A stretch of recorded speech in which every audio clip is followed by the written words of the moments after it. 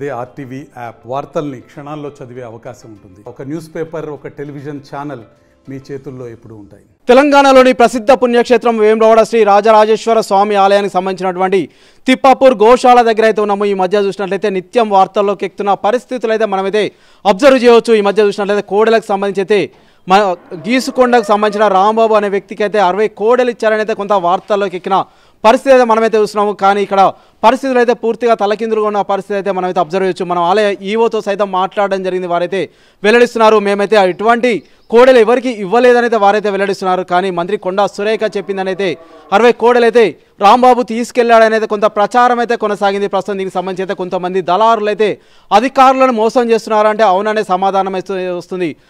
రైతులకు ఇవ్వాలన్న కోణంలో అయితే ముందు నుంచి అయితే ఒక ప్రణాళిక అయితే తయారు చేయడం జరిగింది. దీనికి సంబంధించి అయితే ఇక్కడ కోడెల సంఖ్య పెరుగుతున్న నేపథ్యంలో రైతులకు ఉచితంగా కోడెలు ఇవ్వాలి, ఒక్కొక్కరికి 2 కోడెలు ఇవ్వాలి అని అయితే ప్రతిపాదన అయితే ఆమోదం అయితే పొందడం జరిగింది. ప్రస్తుతం దీనికి సంబంధించి అయితే కొంతమంది దళారులు కావచ్చు, అంతేకాకుండా కొంతమంది అయితే మోసం చేస్తున్నట్టు అయితే కొంత వార్తల్లోకి ఎక్కుతున్న పరిస్థితి అయితే మనమైతే చూడొచ్చు. దీనికి సంబంధించి అయితే రాంబాబు అనే వ్యక్తి అయితే కొంతమంది పరకాలకు సంబంధించినటువంటి కొంతమంది రైతుల పేరు మీద కోడెలను అయితే తీసుకెళ్లడం జరిగింది. తీసుకెళ్లిన తర్వాత వాటిని అయితే కబేలాలకు తరలిస్తున్నారనైతే అక్కడ ఉన్న విశ్వ హిందూ పరిషత్ కావచ్చు, కొంతమంది నాయకులు అయితే పోలీస్ స్టేషన్లో కంప్లైంట్ అయితే ఇవ్వడం జరిగింది. ప్రస్తుతం దీనికి సంబంధించి విచారణ సైతం కొనసాగుతుంది. అంతేకాకుండా ఇక్కడ సైతం ఇటు బీజేపీ కావచ్చు, బీఆర్ఎస్ నాయకులు సైతం ఈవో కార్యాలయం ఎదుట బైఠాయించి అయితే నిరసనలు కావచ్చు, ధర్నాలు చేసిన పరిస్థితి సైతం మనమైతే చూడడం జరిగింది. ఈవో సైతం వివరణ సైతం ఇవ్వడం జరిగింది. మేము ఎవరికి ఇవ్వలేదు అని అయితే వారైతే కరాఖండిగా చెప్పడం జరిగింది.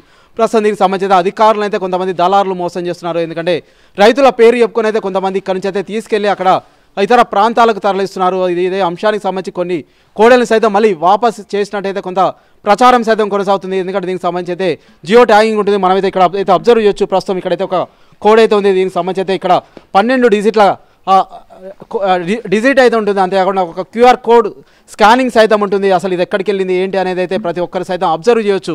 ఏదేమైనప్పటికైతే ప్రస్తుతం దీనికి సంబంధించి అయితే ఇటు విశ్వ హిందూ పరిషత్ కావచ్చు, బీజేపీ, బీఆర్ఎస్ నాయకులు అయితే తీవ్ర స్థాయిలో మండిపడుతున్న పరిస్థితులు సైతం మనమైతే అబ్జర్వ్ చేస్తాం. దీనికి సంబంధించి అయితే ఖచ్చితంగా చెక్ పెట్టాల్సిన అవసరం అయితే ఉంది. అధికారులు అయితే ఎవరైతే మోసం చేస్తున్నారో వారిని అయితే కఠినంగా శిక్షించాలని ఇక్కడ హిందూ భక్తులు కావచ్చు, అంతేకాకుండా స్థానికులు సైతం వెల్లడిస్తున్న పరిస్థితి మనం చూడొచ్చు. ఇదే అంశానికి సంబంధించి అయితే మనతో పాటు కొంతమంది విశ్వ హిందూ పరిషత్ సంబంధించిన నాయకులు సైతం ఉన్నారు. ఒకసారి వారు ఏం మాట్లాడతారో చూద్దాం. సార్ చెప్పండి, ప్రస్తుతం అయితే ఎట్లా చూడవచ్చు, దీనికి సంబంధించి సమస్య పరిష్కారానికి ఇంకా ఎట్లా ఉంటే బాగుంటుందని మీరు భావిస్తున్నారు?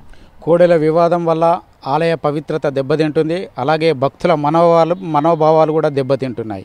కలెక్టర్ గారు వెంటనే దీనిపై ఒక కమిటీ వేసి విచారణ చేయగలరని చెప్పేసి మేము కోరుచున్నాం. గతంలో కోడెల పంపిణీ కమిటీ ఏదైతే ఉందో దాన్ని రద్దు చేసి కొత్త కమిటీ వేసి ఇలా ఎలాంటి వివాదాలకు తావివ్వకుండా పంపిణీ జరపాలని చెప్పేసి మేము కోరుచున్నాం. అలాగే గతంలో ఇచ్చినటువంటి కోడెలు ఏవైతే ఉన్నాయో వాటి యొక్క లిస్టును పత్రికా ముఖంగా కానివ్వండి, లేకపోతే రాజరాజేశ్వర స్వామి నోటీస్ బోర్డులో కానివ్వండి, ఎవరెవరికి ఇచ్చారో వాళ్ళ యొక్క పేర్లతో సహా, వాళ్ళ మొబైల్ నెంబర్లతో సహా ఆ నోటీస్ బోర్డులో బహిరంగంగా తెలియజేస్తే బాగుంటుందని చెప్పేసి కలెక్టర్ గారికి మేము తెలియజేయడం జరుగుతుంది. ఓకే, ప్రస్తుతం చూసినట్లయితే మొన్నటి వరకు అయితే ఒక చర్చ అయితే కొనసాగింది. ఆలయ ఈవో అయితే కొండా సురేఖ చెప్పింది అని ఇచ్చారని చెప్పేసి అయితే కొంత ప్రచారం సైతం కొనసాగింది. దానికైతే ఆలయ ఈవో సైతం వివరణ సైతం ఇవ్వడం జరిగింది. మేము ఎవరికైతే ఇవ్వలేదు, 2కి మించి ఎవరికి ఇవ్వలేదు, రైతులకే ఇస్తున్నామని చెప్పేసి అయితే తను సైతం వివరణ ఇవ్వడం జరిగింది. ఇప్పుడైతే మరో కొత్త ప్రచారం అయితే కొంత బయటకైతే రావడం జరిగింది. కొంతమంది దళారులు అయితే రైతుల పేరు చెప్పుకొని అయితే ఆలయ అధికారులను మోసం చేస్తున్నారు. ఆలయ సంబంధించిన కోడెలను అయితే తీసుకెళ్తున్నారు, తర్వాత కోతకు గురవుతున్నాయని చెప్పేసి అయితే ఒక ప్రచారం సైతం కొనసాగుతుంది. దీనికి సంబంధించి ఏం చెప్తారు సార్? ఈవో గారు ఏమంటున్నారంటే, రాజరాజేశ్వర స్వామి ఈవో గారు కోడెలను మేము రైతులకే ఇచ్చామంటున్నారు. మరి రైతులకు ఇస్తే ఈ రాంబాబు అనే వ్యక్తికి ఇన్ని కోడెలు ఎలా పోయాయి? దీని మీద ఖచ్చితమైనటువంటి విచారణ జరగాల్సి ఉంది. అలాగే రైతులకు ఒక్కొక్కరికి 2 చొప్పున ఇచ్చామన్నావు. మరి ఈ ఒక్క రాంబాబుకు మాత్రమే ఇన్ని కోడెలు ఎలా పోయినాయి? ఇదొకటి మాత్రం తెలుసుకోవాల్సిన విషయం. ప్రస్తుతం దీనికి సంబంధించి ఇప్పుడు రాంబాబు అనే వ్యక్తి ఎవరైతే ఉన్నారో కొంతమంది రైతుల పేరు చెప్పుకొని అయితే తీసుకెళ్లారు. రాంబాబుకి అయితే డైరెక్ట్ ఇవ్వలేదని సైతం ఒక ప్రశ్న అయితే ఇక్కడ మొదలవుతుంది కదా. దీనికి సంబంధించి ఇంకెట్లా చూడొచ్చు? అంటే కొంతమంది మోసం చేస్తున్నారని అయితే కొంత ప్రచారం సైతం కొనసాగుతుంది కదా, ఎలా చూడొచ్చు అంటారు దీన్ని? అది మాత్రం పూర్తిగా తప్పని మేము అనుకుంటున్నాం.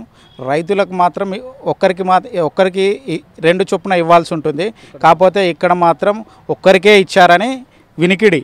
ఇచ్చారు కూడా. అవి పూర్తి స్థాయిలో దీన్ని విచారణ చేయాల్సిందిగా అధికారులను ఆదేశిస్తున్నాం. అలాగే ఇక్కడ ఉన్నటువంటి స్థానికంగా ఉన్నటువంటి ఎమ్మెల్యే గారు ఆది శ్రీనివాస్ గారు కూడా ఈ కమిటీ ద్వారా పంపిణీ చేయడం జరిగింది. ఆది శ్రీనివాస్ గారు కూడా దీనిపై ప్రత్యేకమైనటువంటి శ్రద్ధ తీసుకొని వాటి మీద విచారణ చేయాల్సిందిగా మేము కోరుచున్నాం. ఓకే, ఆది శ్రీనివాస్ సైతం ఇక్కడ ఉన్న ప్రభుత్వ ఎమ్మెల్యే సైతం వెల్లడించడం జరిగింది. ఎంతటి వారైనా సైతం ఉపేక్షించే పరిస్థితి అయితే ఉండదు, కఠినంగా శిక్ష క్రిమినల్ కేసులు సైతం పెడతామని చెప్పేసి అయితే తను సైతం వెల్లడించడం జరిగింది. అయినప్పటికీ సైతం ఇలాంటి అవకతవకలు అయితే బయటకు వస్తున్నాయి కదా, ప్రస్తుతం దీనికి సంబంధించి ఇంకా ఎలా ఉంటే బాగుంటుంది, ఇంకా ఏం చెప్తారు? నిజమైనటువంటి స్థానికంగా ఉన్నటువంటి రైతులకు ఈ కోడెలను అప్పచెప్తే బాగుంటుంది. మీరు పాస్బుక్లు తీసుకొని వాళ్ళకి ఒక నెంబర్ తీసుకొని ఇవి ఉన్నాయా లేవా మనం ఇచ్చిన తర్వాత వీటిని పట్టించుకోకపోవడం కాదు.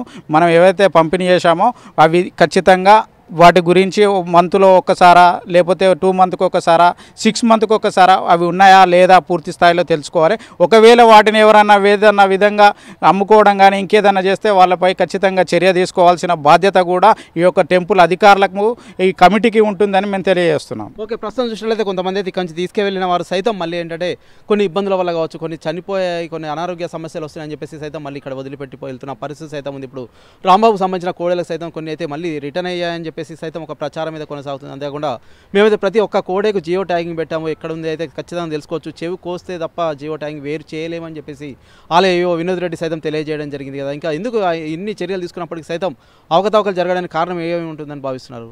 ఇది పూర్తిగా అధికారుల లోపం మాత్రమే. ఎందుకంటే మేము గతంలో కూడా ఈ యొక్క అధికారులను మేము అడగడం జరిగింది. ఎవరెవరికి మీరు పంపిణీ చేశారో ఆ పంపిణీ యొక్క లిస్ట్ ఇవ్వండి, మేము విచారణ వాటిపై ఉన్నాయా లేవా తెలుసుకుంటామని అడిగాము. అయినప్పటికీ కూడా వాళ్ళు ఇవ్వలేదు. ఇప్పుడు ఈ విధంగా జరిగిన తర్వాత బహిరంగంగా మేము రైతులకు ఇచ్చాము ఇవన్నీ చెప్పడం జరుగుతుంది. కానీ మా ఉద్దేశం ఏంటంటే వీరు ఎవరికి ఇచ్చారనేది పూర్తి స్థాయిలో విచారణ జరగాల్సిందే. అధికారులు ఎంత పెద్దవారైనా వాళ్ళను శిక్షార్హులుగా చేయాల్సిందే. ఓకే, ప్రస్తుతం మనమైతే చూస్తున్నాము ఇక్కడికి సంబంధించి అయితే విశ్వ హిందూ పరిషత్ సంబంధించిన నాయకులు అయితే మాట్లాడడం జరిగింది. ఖచ్చితంగా దీనిపై అయితే చర్చ జరగాలి, అంతేకాకుండా విచారణ జరిపి శిక్ష ఖచ్చితంగా వేయాలి, ఎవరైతే తప్పు చేస్తారో వారైతే శిక్షార్హులే అని అయితే వీరైతే వెల్లడిస్తున్నారు. మేము గతంలో సైతం పలుమార్లు అధికారుల దృష్టికి తీసుకెళ్ళినప్పటికీ సైతం వారు కొంత నిర్లక్ష్యం చేయడం వల్లే ప్రస్తుతం ఇలాంటి ఘటనలు అయితే పునరావృతం అవుతున్నాయని చెప్పేసి అయితే విశ్వ హిందూ పరిషత్ సంబంధించిన నాయకులు అయితే చెప్తున్నారు. అంతేకాకుండా అధికారులు సైతం వెల్లడించడం జరిగింది. ఆలయ వినోద్ రెడ్డి సైతం వెల్లడించడం జరిగింది.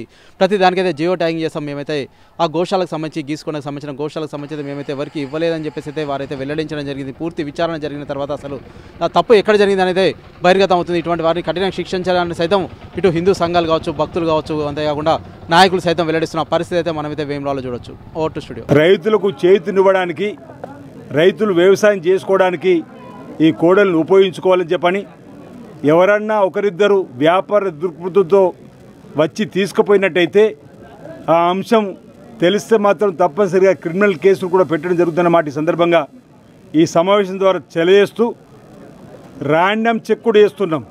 ఇదివరకు 1500 కోడలు ఇచ్చినటువంటి ప్రాంతాల్లో కూడా ర్యాండమ్ చెక్ చేస్తూ ఎక్కడ ఏ విధంగా కోడలు నేను చెప్పినమాట. మా ఆలయ సిబ్బంది కూడా ఆయా రైతులకు వాట్సాప్లో కూడా ఫోన్ చేస్తూ ఆ కోడళ్ళు ఏ విధంగా ఉన్నాయనేటువంటి కూడా స్వయంగా చూపెట్టమని కూడా ఈరోజు వాట్సాప్ ద్వారా కూడా కోడెల యొక్క పరిస్థితిని చూడడం జరుగుతుంది. ఒకవేళ అనారోగ్యంగా ఉంటే కూడా వెంటనే చెప్పినట్టయితే మా దగ్గర వెటర్నరీ డాక్టర్స్ ఈ ప్రాంతం అయితే ఏ ప్రాంతం ఉంటే ఆ ప్రాంతం వెటర్నరీ డాక్టర్ కూడా వెంటనే పొలం దగ్గరకు వెళ్ళి వాటిని సంరక్షించే కార్యక్రమం, వాటికి ట్రీట్మెంట్ ఇచ్చే కార్యక్రమం కూడా చేస్తామని చెప్పడం జరిగింది. మరిన్ని వీడియోస్ కోసం ఛానల్ ని సబ్స్క్రైబ్ చేయండి, లేటెస్ట్ అప్డేట్స్ కోసం వాట్సాప్ ఛానల్ ని ఫాలో చేయండి అండ్ లింక్ డిస్క్రిప్షన్ లో ఉంది.